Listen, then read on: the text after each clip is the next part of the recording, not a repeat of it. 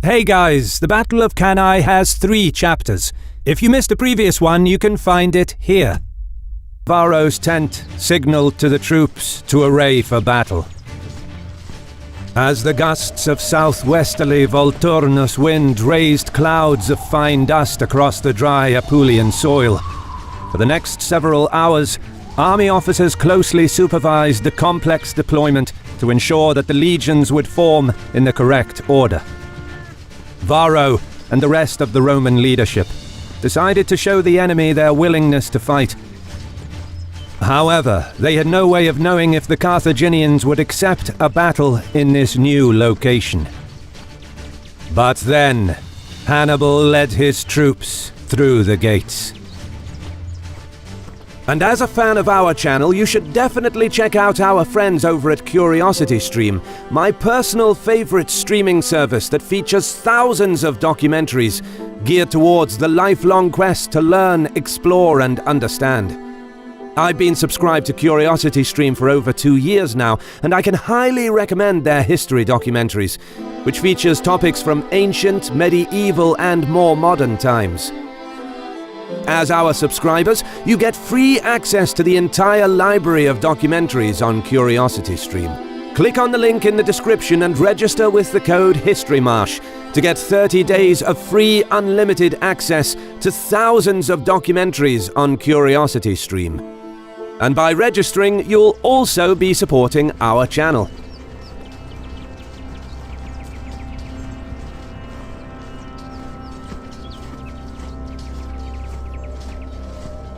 The 2 armies crossed the river Aufidius at various points and marched onto the dust-blown flat plain below the town of Cannae.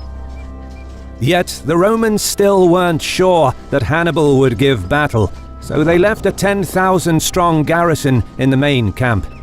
It was Paulus who insisted on this, arguing that besides guarding the baggage, this force could also threaten Hannibal's camp and cut off his line of retreat once the battle went in favor of the Romans. However, Hannibal wasted no time in deploying his army, sending out his light troops to form a protective screen for the main body. Varro too sent out the Velites to mask the process of deployment from the enemy. There are suggestions that the Roman leadership didn't actually expect the more mobile Carthaginians to fight on such a narrow and confined battlefield, and merely wanted to deploy the legions in front of the enemy to boost morale and rebuild their confidence, after being humiliated the day before for refusing to fight. Such practices of building up the confidence of the men were common in the battles of this period, but it is far more probable that the Romans did, in fact, fully intend to fight this battle on the ground of their own choosing. Whatever the case, Hannibal is said to have had 40,000 infantry and 10,000 horse, while the Romans fielded around 70,000 infantry and 6,400 cavalry. Varro placed a screen of around 15,000 Velites in front of the main line. 4,000 allied horse were positioned on the left under his direct command, while Paulus was in charge of the 2,400 Roman cavalry deployed on the right. To compensate for their numerical inferiority, the squadrons of horsemen were packed in a tighter formation, with no more than 1.5 meters between each rider. Room to maneuver the horses wasn't necessary, as their role would be purely defensive, while the infantry drove the attack forward. Regular Roman infantry was mixed with the cavalry to give more stability to the static squadrons. Servilius commanded the 55,000 Roman legionaries and allied troops in the center, arrayed in a much deeper and more tightly packed triplex Achis. Varro used the overstrength maniples to add depth to the infantry formations. Furthermore, he reduced the gaps between the lines to bring the full weight of the legions to bear, aiming to overwhelm the enemy. He knew that, at Trasimene, the Roman heavy infantry held off the Carthaginians for hours, inflicting significant losses, despite being in an unfavorable position. And the year prior to that at Trebia, the legions hacked their way through the Carthaginian center, getting the better of both the Gauls and several contingents of Libyans, Hannibal's best infantry. It's worth noting that the tighter maniple formations restricted the tactical flexibility, but eased the coordination of the massive army, and, more importantly, the deeper formations possessed longer endurance in a direct confrontation. Thus, the Roman leadership was confident that the legions can outmatch the enemy and crush Hannibal's center yet again. To achieve this, Varro chose the battlefield wisely. He packed the legions on a narrow front, with the river and the hills near Cannae protecting the flanks from envelopment. This would force the Carthaginian horsemen into a frontal charge, and the Roman cavalry was tasked with delaying long enough for the legions to finish the job. If they could break through the Punic center, it wouldn't matter if the weaker Roman horse lost a fight on the wings, because at that point the Carthaginian cavalry couldn't do much more than harass the large block of legions. The selection of the battleground at Cannae could allow the heavy infantry to smash their Punic enemy. We do not know if Varro alone planned this, or if he was assisted by Paulus, Servilius, and other members of the Roman leadership. The Roman plan was simple but efficient. Meanwhile, Hannibal placed around 6,000 Spanish skirmishers and up to 2,000 renowned Balearic slingers as a screening force in front of the army, instructing them to raise as much dust as possible to hide the disposition of the troops. Behind them formed the close order infantry, with 21,000 Gallic warriors making up the bulk of the main line. 3,000 veteran Spanish infantry were interspersed to strengthen the center. But, unlike at Trebia, where his main line collapsed because he amassed all of his infantry to try and match the Romans, and didn't keep any reserves for decisive action and to plug the gaps in the line, this time he positioned the 8,000 Libyans, his best, most disciplined men, in the rear, hiding them from view behind the formations in the front. On the Punic right were 4,000 Numidian horsemen, commanded by Hanno, tasked with holding the flank, while on the opposite side, the Carthaginian general placed 2,000 Spanish and 4,000 Gallic cavalry, under the command of Hasdrubal, planning to overload the left flank in a direct attack on the Roman right, hoping to smash the enemy cavalry and threaten the legions from the rear. Neither side was intimidated by the other. Gallic and Spanish troops had the confidence of past victories against the legions, while the Romans trusted in their superior numbers, remembering that even in prior defeats, their heavy infantry often prevailed in hand-to-hand combat against the Punic troops. Then, around midday, like a lumbering beast, the Roman formation moved forward. The Carthaginian cavalry on the left led the line, trotting at pace, while the light infantry of both armies moved ahead of the main lines to open the engagement. Now, hidden behind the dust raised by the screen of skirmishers, Hannibal made his move, advancing with the main line to form a crescent formation that would bulge towards the enemy. He understood that the Romans chose this narrow battlefield to deploy their army as a battering ram, and that his outnumbered infantry stood no chance of stopping the legions if they tried matching them man for man. Therefore, the bulged line was supposed to absorb the attack and then slowly retreat, to buy time until the cavalry attack on the left unfolded. Hannibal personally commanded the troops in the center with the help of his youngest brother Mago, for these troops would bear the brunt of the Roman assault, and it was vital that they held out as long as possible. As the skirmishing between the light troops began in the middle of the field, Carthaginian riders on the left advanced full tilt towards the Roman citizen cavalry. With veteran officers leading the way, the Spanish and Gallic squadrons stayed compact, doubling up on and dispersing the first lines of Roman horsemen, quickly penetrating their formation. Some of the Roman riders dismounted to fight on foot, but the Carthaginians swarmed their positions, dragging their opponents from their seats. But despite outnumbering the Romans 3-1, the confined space largely negated the numerical advantage of the Punic riders, and Hasdrubal did well to tightly control his men, managing to overwhelm the Romans in a brief, furious charge. The Roman cavalry couldn't cope, and most of them broke and fled, with the Carthaginians now in hot pursuit. Others huddled together to hold off the Punic onslaught for as long as possible. Paulus himself escaped the carnage with his retinue and moved to rejoin the fighting in the center. Meanwhile, on the opposite flank, the Numidians pinned down the allied Italian cavalry with hit and run attacks, with neither side able to gain an advantage. In the center, after a long exchange of projectiles, the skirmishers retreated behind the close order infantry as the Roman legions closed in. The massed ranks of legionaries must have been an intimidating sight, advancing slowly while clashing their weapons against the wooden shields, whilst the trumpeters added to the cacophony of noise. As an almost solid mass of rank upon rank of armored legionaries clashed with the enemy, Hannibal's advanced center narrowed the width of the initial contact, reducing the deadly momentum of the Roman attack.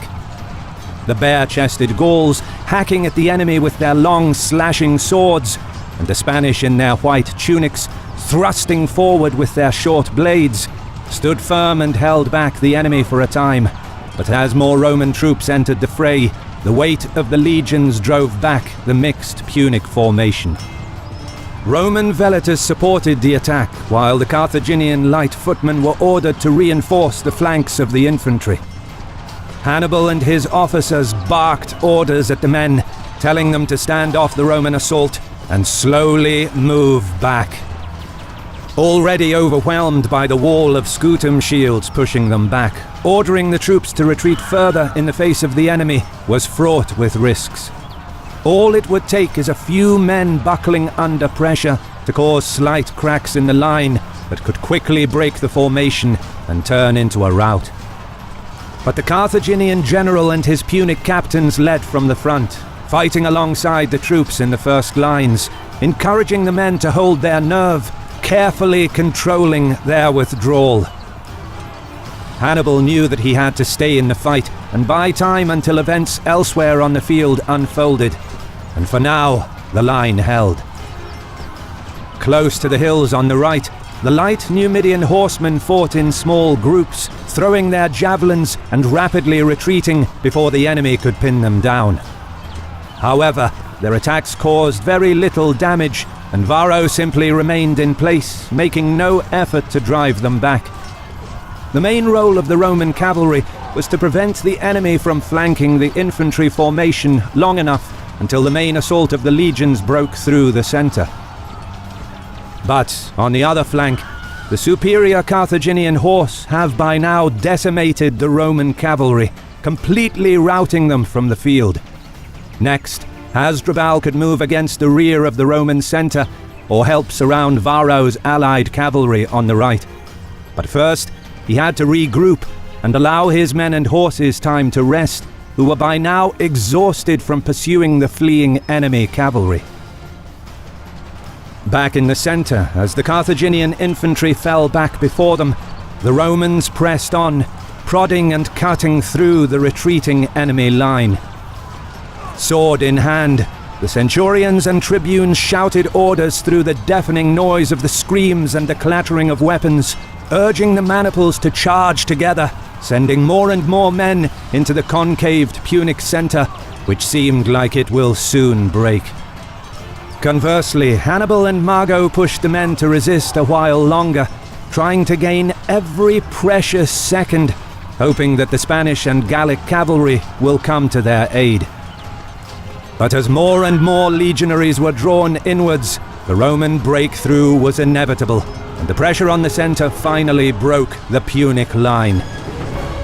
The Gauls and Spanish at first moved back facing the enemy, with flurries of fighting still occurring, but before long they turned and routed. With the enemy now on the run, Paulus and Servilius poured more men into the gap, refusing to give the Carthaginians any chance to rally and reform their lines. The overcrowded Roman center surged forward into the salient. Hannibal's infantry on either side of the gaping hole managed to maintain their lines, but were nevertheless forced to retreat in good order. Meanwhile, up the field, Hasdrubal had reformed his squadrons and charged at Varro's formation, realizing that he could not move against the legions in the center before the threat of Roman cavalry was removed. Until now, Varro successfully held the flank, but seeing the incoming Carthaginians, the consul knew that the Roman cavalry on the other wing must have routed, and he could not see what was going on in the center. Unsure if the day was lost, and facing annihilation himself against a force 3 times his own, Varro fled the field. The Numidians gave chase, while Hasdrubal once again had to stop to rest and reform his cavalry, before he could turn them towards the rear of the Roman infantry. Back in the center, legionaries in their tens of thousands pressed forward to complete the rout of the enemy. As they advanced into the gap, the maniples lost all cohesion, turning into a disorganized mob that rushed forward, with their officers barely able to control small groups of men in their own immediate vicinity. This mattered little, however, as the Romans could taste victory, having punched straight through the enemy's center. Hannibal relied on trickery and ruse in his prior victories, but it now seemed that the clear field at Cannae offered no possibility for him to set up an ambush. But as the mass of Romans streamed forward, they found themselves between the columns of Libyan infantry that moved against the pursuing troops. Incredibly, the Carthaginian general outwitted the Romans yet again. By carefully masking the position of the Libyans behind his troops in the front, and using the clouds of dust raised by the fighting, Hannibal concealed his best infantry from the enemy on an open field, luring the greatest army Rome has ever assembled into an ambush set in plain view, in effect letting the legions outflank themselves. As the Libyans pressed the overextended and disorganized mass on both sides, the momentum of the Roman attack dissolved, and the troops were no longer under anyone's control. Hannibal and Mago rallied most of the routing Gallic and Spanish troops, turning to rejoin the fighting, while on the opposite side of the field, Hasdrubal charged into the rear of the enemy infantry. As the compression of the legions began, the utter defeat of the Roman army was now inevitable. With the maniples hopelessly intermingled, they could no longer reform their lines. To make matters worse, Libyan troops looked similar to Roman legionaries, having been equipped with Roman armor, helmets and shields that they stripped from the dead at Trebia, Trasimene and Geronium. The legionaries felt they were no longer protected on the flanks, and with the enemy seemingly amongst them, their nervousness soon turned to panic. Hannibal turned the strength of the Roman infantry, their deep, overwhelming formation, against them. As their ranks contracted under the pressure of multiple attacks, centurions and tribunes tried in vain to improvise, as movement became ever harder in the confined space. Paulus and Servilius fought heroically, leading a stiff resistance, but both were eventually cut down during the fighting.